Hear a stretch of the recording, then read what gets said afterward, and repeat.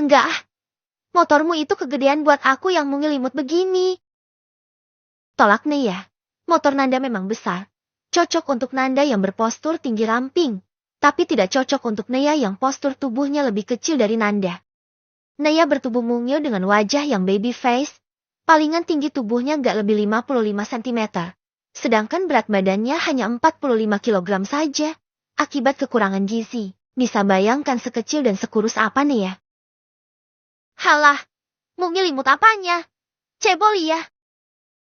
Cibir Nanda. Sika. Naya mencebik. Mau motor yang lagi banyak berseliweran di jalanan aja ah. Handeus Kopor yang warna red gimana menurut lo? Tunjuk Naya pada salah satu motor yang dipajang di sana. Nanda menoleh dan memperhatikan. Bagus-bagus.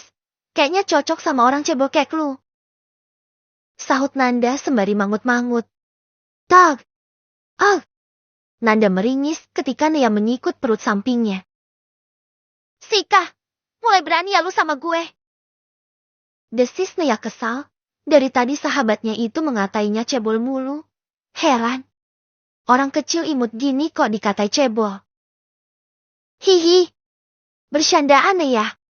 Serius amat loh. Cengir Nanda. Walau Naya mempunyai tubuh yang lebih kecil dari Nanda. Tapi jangan salah. Dulu Naya adalah premannya sekolah. Sedangkan Nanda salah seorang siswi yang kena bully salah satu geng di sekolah tersebut. Naya menolongnya dan kemudian Nanda terus mengekorinya dan menjadi temanlah mereka. Lalu sekarang menjadi bestie yang tak terpisahkan. Bagus juga saat didekati. Cantik dan elegan. Seru Nanda saat keduanya sedang menghampiri lebih dekat motor yang ditunjuk Naya tadi. Bagus dan gue suka. Sahut Naya sembari tersenyum. Akhirnya ia menemukan motor yang ia sukai. Dan warnanya juga soulmate sama punyaku Naya. Walau motornya nggak sama, tapi warnanya kan sama persis. Imbuh Nanda. Naya mengangguk-anggukan kepala. Bagaimana kakak? Sudah ada motor yang disuka. Tiba-tiba seorang karyawan Handeu datang kembali menghampiri mereka berdua. Sudah mbak, saya pilih Handeus Kopor yang ini. Naya menyentuh bodi motor yang hendak dibelinya. Oke, mari silahkan ikuti saya. Kita urus administrasi jual belinya. Ajak si karyawan wanita tersebut. Ramah. Naya dan Nanda pun mengikuti karyawan tersebut. Bisa minta KTP-nya? Pinta karyawan tersebut saat sudah duduk di kursi kerjanya. Ini mbak. Naya menyodorkan KTP miliknya. Jeti atas nama Kanaya Putri ya? Iya. Ini pembeliannya mau secara cash atau kredit kakak? Tanya karyawan lagi dengan ramah. Mau cash mbak, tapi di TF bisa kan? Ujar Naya. Bisa kak, sangat bisa. Sahut karyawan itu lagi dengan ramah. Kemudian si karyawan mendata data diri Naya untuk kepemilikan motor tersebut. Oke, mari kita lakukan pembayarannya di kasir. Mbak bisa pergi ke lantai atas, mari saya antar. Ajak si karyawan tadi.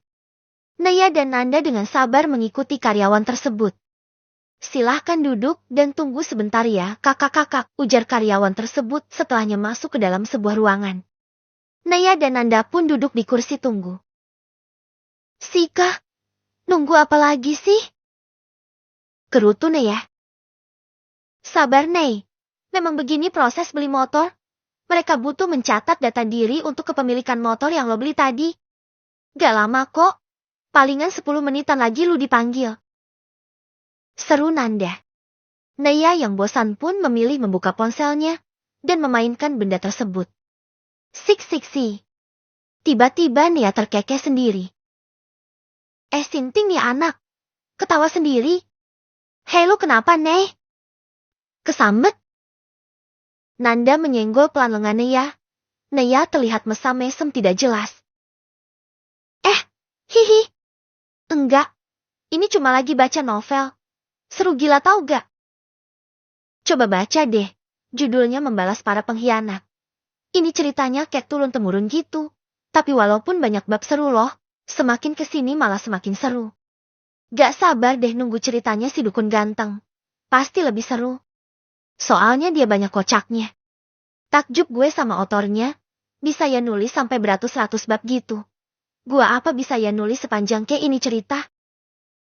Ucap Neya sembari menyodorkan HP-nya dan memperlihatkan isinya kepada Nanda. Gua juga baca ini cerita. Dan memang sebagus itu. Dan kalau kamu terus belajar kamu pasti bisa kok Neya. Terus banyak keuntungannya kamu menulis panjang. Kamu bisa dapat bonus naskah nulis panjang. Coba aja deh. Jangan buru-buru tamati novel lo. Cari aja ide cerita yang bakal digemari pembaca dan juga bikin mereka penasaran. Tanggap Nanda memberi saran.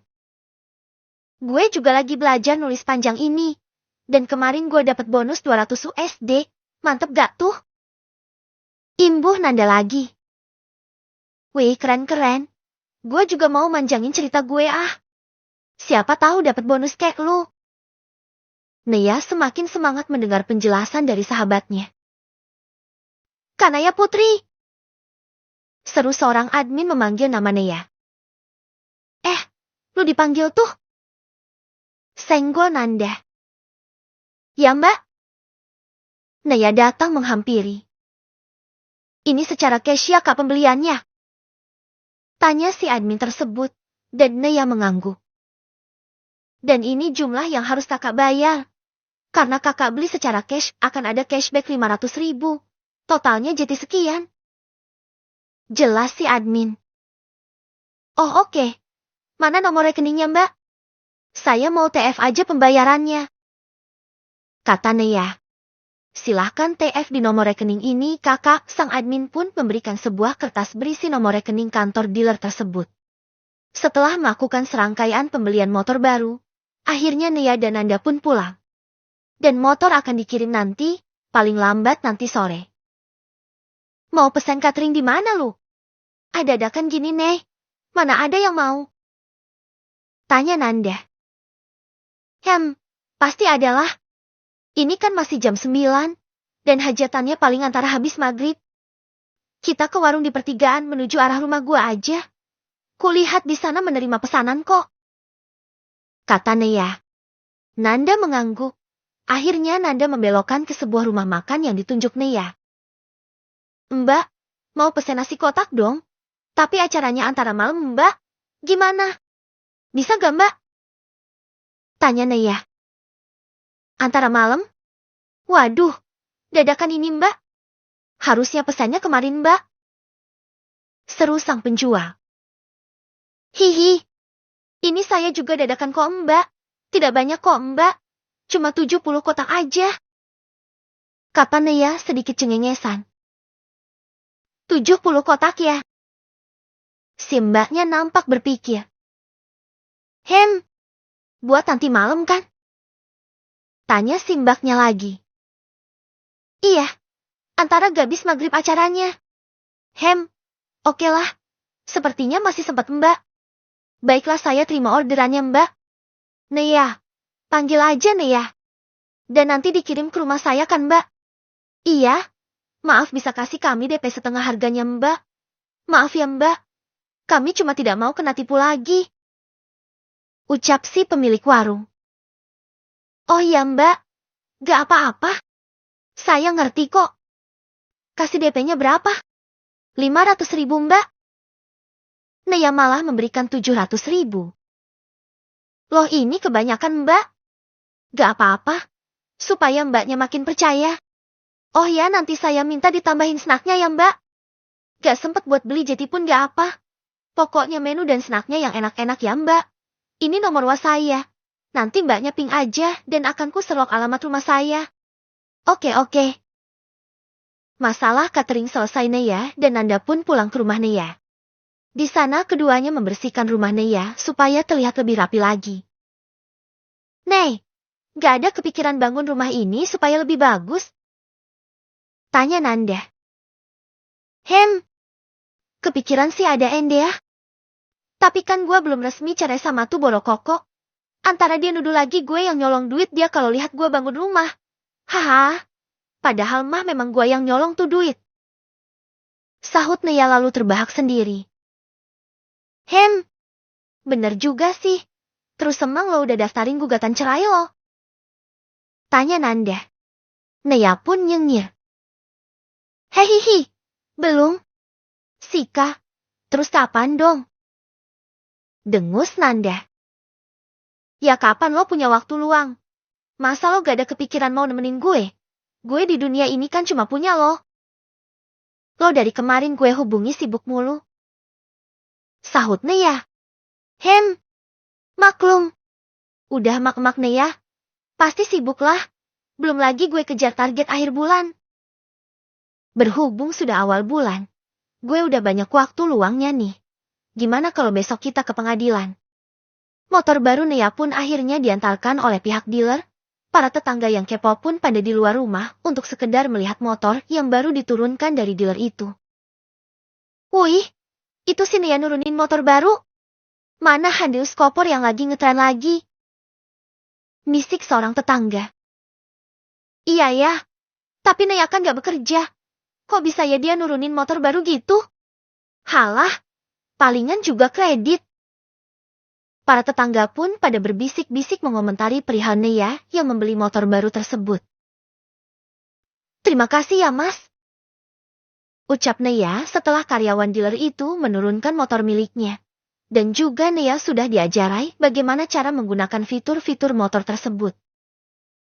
Sama-sama mbak, kalau begitu kami permisi. Pamit kedua pemuda dari pihak dealer tersebut. Nea tersenyum kemudian memperhatikan motornya itu dengan bangga. Ia sangat tak menyangka akan bisa membeli sebuah motor impian, walaupun setengah uangnya hasil ngepet dari ATM suami. Tapi gak apalah. Nea sudah menganggapnya sebagai uang nafkah yang selama ini tak pernah Adi berikan kepadanya. Nei, beli motor baru ya? Para tetangga yang rumahnya berdekatan dengan Nea pun pada berbondong-bondong menghampiri Nea. Kepo perihal Nea yang menurunkan motor baru. Iya bu ibu. Alhamdulillah. Jawab Nea sembari mengulas senyum manis. Kamu kan gak kerja Nei? Kok bisa sih beli motor baru? Pasti kredit ya, Nei. Ambil angsuran yang berapa bulan? Mereka mulai mencerca Nea. Nea meringis. Haduh pusing kalau tetangga mulai kepo. Tapi kalau gak diberitahu bisa bahaya nanti. Dikiranya dia ngelonte atau apalah itu. Tidak. Nea tidak akan membiarkan namanya menjadi tercemar. Ia akan menjadi janda yang terhormat. Saya kerja kok bu ibu. Tapi kerja lewat handphone. Jawab Nea. Hah? Gimana ceritanya kerja kok lewat HP Nea? Mereka terperangah setengah tak percaya. Biasa orang kampung Jeti kurang update. Jangankan mereka, dulu Nea saja juga tak percaya. Tapi karena sekarang sudah menjalaninya sendiri dan mendapatkan hasilnya, Nea pun Jeti percaya. Iya, saya kerja lewat handphone bu. Jeti penulis novel online. Kata Nea sedikit menjelaskan. Ah masa sih? Emang dapat duit Nei? Sebagian dari mereka tak percaya. Bisa dapat duit dong bu? Lah ini buktinya bisa beli motor. Ya walaupun kredit sih. Ucap Nea terpaksa berbohong tentang status pembelian motornya itu. Biarlah orang mengiranya ambil kredit motor. Daripada terdengar di telinga Adi kalau dia ambil motor secara cash kan bahaya. Bisa tambah runyam urusan nanti. Mereka terlihat masih kurang percaya pada yang Nea katakan. Nih lihat bu ibu. Ini cerita novel yang Nea buat. Demi menjaga nama baiknya, Nea pun memperlihatkan nama penanya di sebuah aplikasi. Ini buku-buku yang kamu buat Nei? Tanya mereka setelah melihat satu persatu isi ponsel Nea itu. Iya, dan lihat ini. Ini adalah pembaca Nea.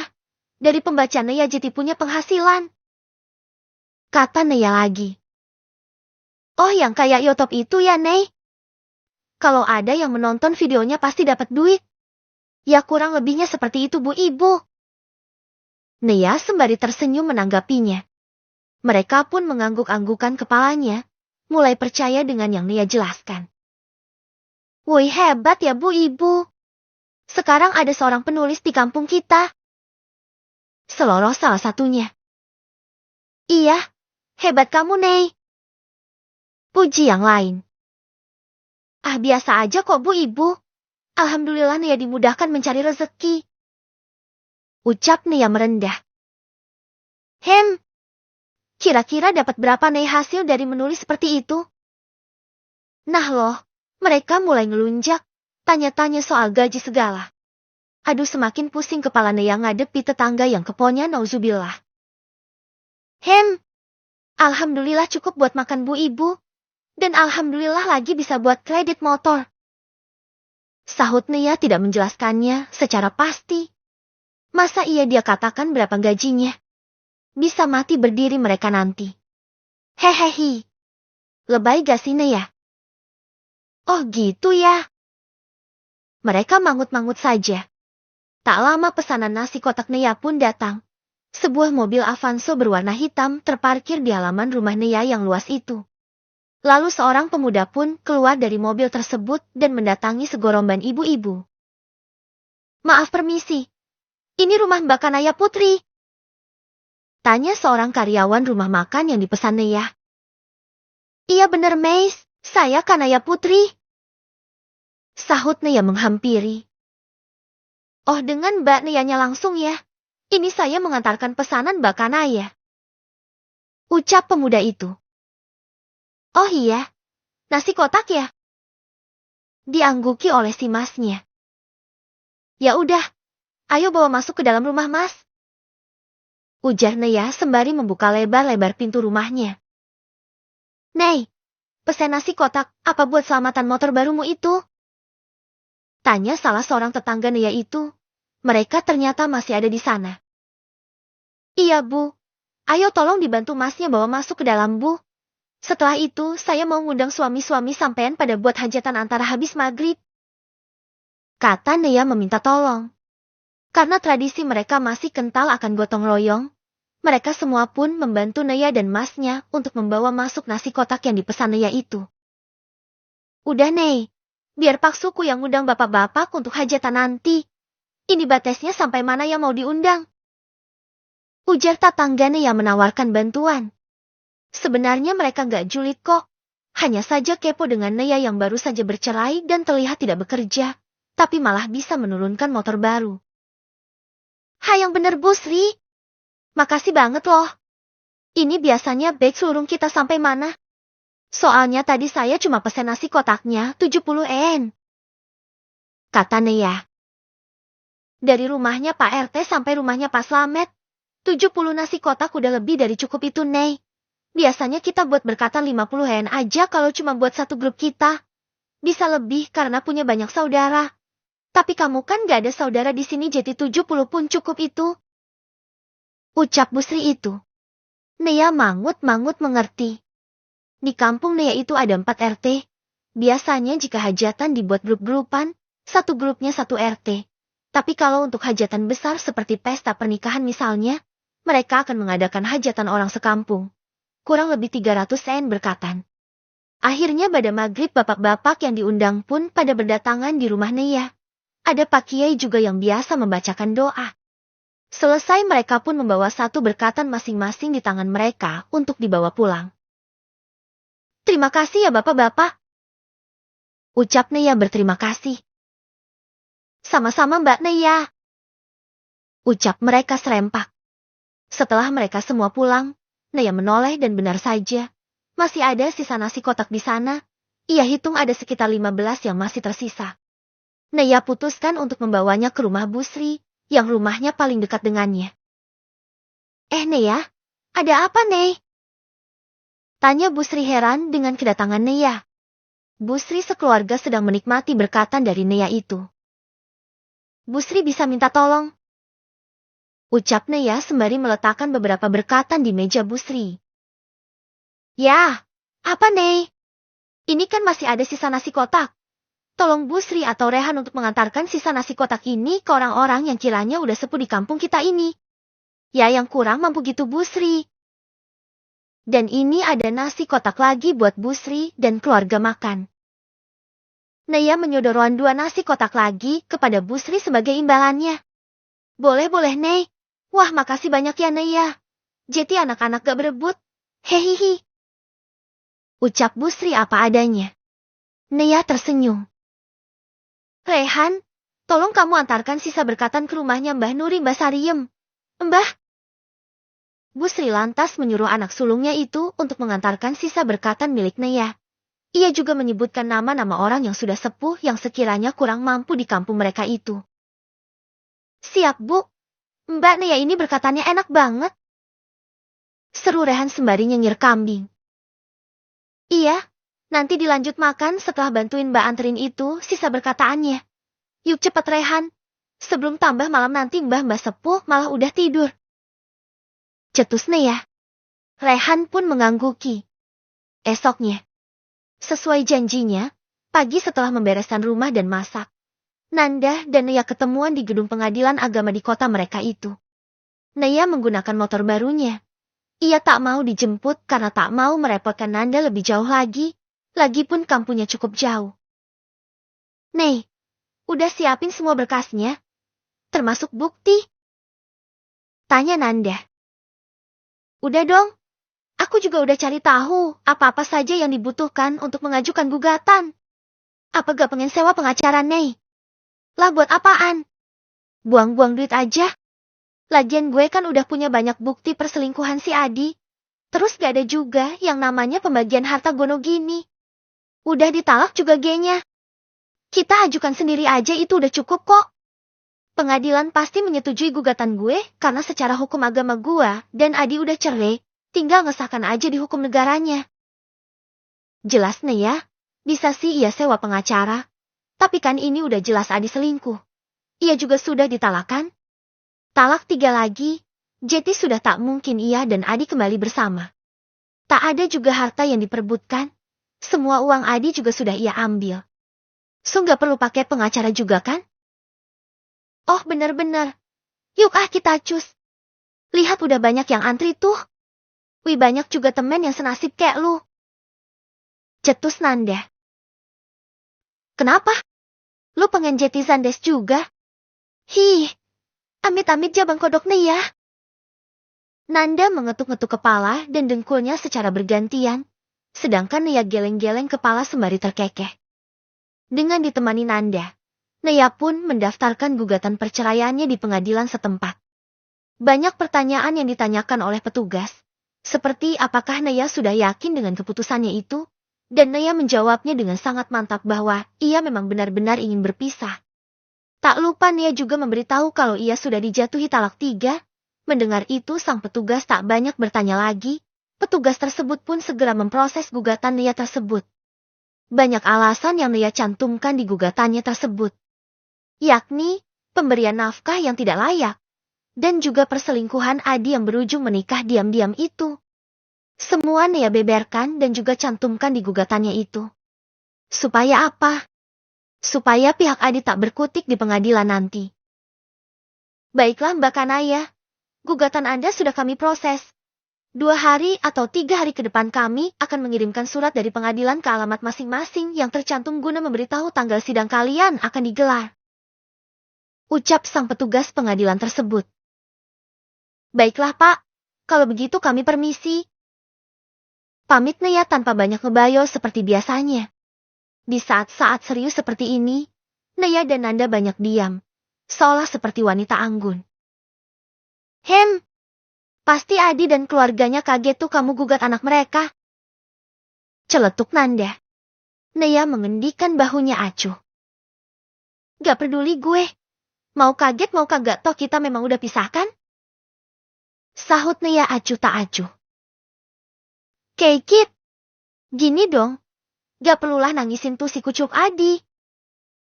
Naya tersenyum saja. Ngebakso yuk. Mumpung keluar berdua Nanda mengajak bestianya itu makan jajanan favoritnya.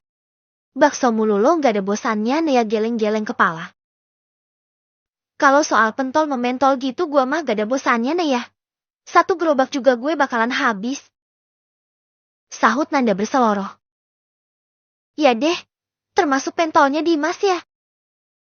Untung pentol permanen. Jadi puas deh lu ke pintu pentol.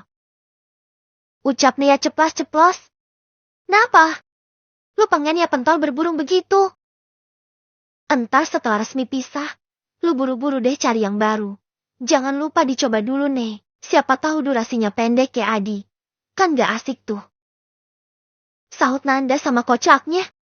Dah, dikira apaan pakai dicoba dulu. Kerutu nih ya. Kita ke kedai dekat lampu merah aja nih. Di sana ada kedai bakso baru buka. Dilihat dari sosmed sih kayaknya enak gitu. Kata Nanda mulai mengalihkan topik. Oke lah, kos. Dua kocak itu pun pergi dengan motor masing-masing menuju kedai bakso yang lagi buka itu. 1 jam menghabiskan waktu di kedai baru tersebut. Akhirnya Nia dan Nanda pun pulang ke rumah masing-masing. Saat hendak memakai helm, Ayu tak sengaja melihatnya. Kebetulan kelas Ayu dan Aris dipercepat pulangnya. Karena sang guru hendak ada urusan,